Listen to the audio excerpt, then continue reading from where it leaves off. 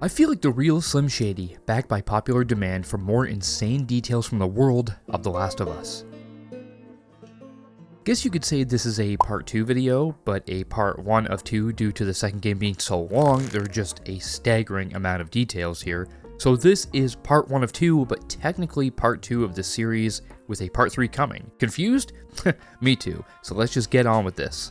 Although the remake of part 1 is the newest title, therefore the most graphically dense, you'd think that part 2 would be lacking in that department, and well, you'd be wrong. There are more obvious asset reuses, and there's a couple low textures here or there, like these pictures of the two same kids on different desks, but part 2 is also just a bigger and more ambitious game. Suffice it to say, I think you'd be pretty blown away by the details I found, and please do let me know in the comments if you found ones that aren't listed here. So getting on with the show, The Last of Us Part 2 is an experience that really opens up once you get to Seattle, the city that apparently never stops pissing rain. Does anyone stay dry in this city?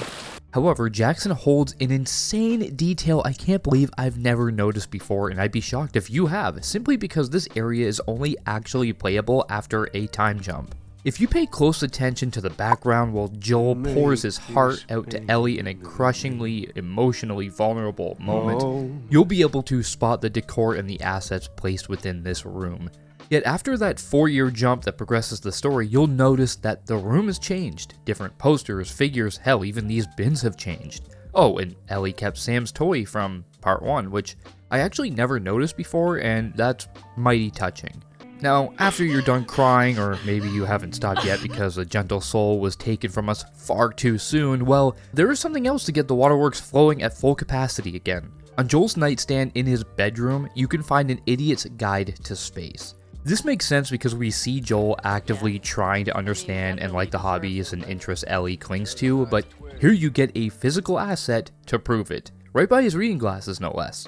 It's heartbreaking and just a monumental detail that speaks volumes. Alright, moving away from Jackson with a smaller detail that I think is super hard to notice, but does wonders for world building and just the overall function of how survivors live and stay clean. In the Saravina Hotel, you'll come across several rooms, all of which have been occupied by WLF members because, well, it's an outpost. But if you look into the bathrooms, you can see how these trigger-happy douchebags clean themselves. They've actually built makeshift showers into these showers with water barrels that have spouts attached to them. Spouts? Yeah, that sounds right. Nope, I was wrong. I'm editing right now, and I realized that it's called a spigot, not a spout, because I'm just that Would it be cold? Yes. Living in an apocalypse would be a constant state of uncomfortableness, but hey, at least they don't stink. Seriously though, this is a pretty damn cool detail, and I would never think to create something like that when I'm making a game, you know what I mean? But speaking of apocalypse, if no one is around to manage the dust and dirt, where does it all go? On the way to the hospital to find Nora during day 2, you'll come across a Weston Pharmacy location. You don't have to enter it, you can swim right by it, even though it's worth it for the safe alone. There is something else hiding here, a detail that for some reason I only found here, at least from what I've seen. Ellie leaves footprints when she steps in mud and blood, but she also leaves behind footprints in locations with a heavy presence of dirt and dust, exposing the true color of the floor beneath it. I have no idea why I've only found this detail in this location, but maybe you found it in other areas where this detail makes itself known, and if you have, well, let's work it out at the black belt ceremony. Not to fight, of course, but because I want to show you another detail. Obviously. Here at this martial arts studio in downtown Seattle. If you've watched my part 1 video, this comes close to that one amazing detail that I won't spoil, so you can watch it if you haven't. Do it! Although this one is less impressive, it is still something you never need to walk by, let alone look at. You can find a sign-up sheet list for a ceremony involving food with names and food items, all unique handwriting, names, and, of course, food items. But speaking of unique, you know when you get a note to read in a game and it's torn, but the text that you read with the overlay doesn't really mimic that? Well, in a note you find in the subway system, it actually does. Said note is torn diagonally. Not only can you read it, but prompting the text window brings up the text that actually follows the exact pattern of the rip and stops exactly where the rip happens. You can even follow along with the text. It's insane. Okay, I hear you. I can do better, and I shall. frogs. You heard me, frogs. Well, more specifically, baby frogs, tadpoles. Hillcrest is a worn-torn, forgotten suburb, but it still has a pulse. Tadpoles actually inhabit small bodies of still water, such as in this hot tub. An object that is placed out of the way of the player, so you may have never noticed that. The sheer amount of detail they place out of the way of the player is fucking insane. Now it's time for me to be real with you. My top 2 details I've been saving for last blew my freaking mind. Not to discredit the other details in the video, because they also have a purpose in world building and are pretty great.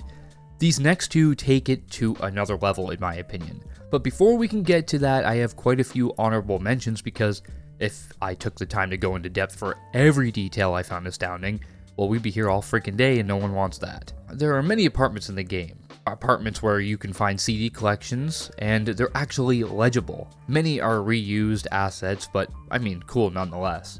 While we're on the topic of apartments, every single one of them is unique in their layout and set dressing. They all feel like they had different personalities inhabiting the inside of them. One has tons of board games, one has a 4-monitor workstation with a business degree on the wall, and another has an abundance of wine. But moving on, sliding down a muddy hill has a very cool interaction. Not only do you reveal the water below the mud, but if you walk on it, you'll disturb the water, causing it to actually flow down the hill. The juice shops around Seattle have the equipment a juice shop would actually have. Blenders, juicers, strainers.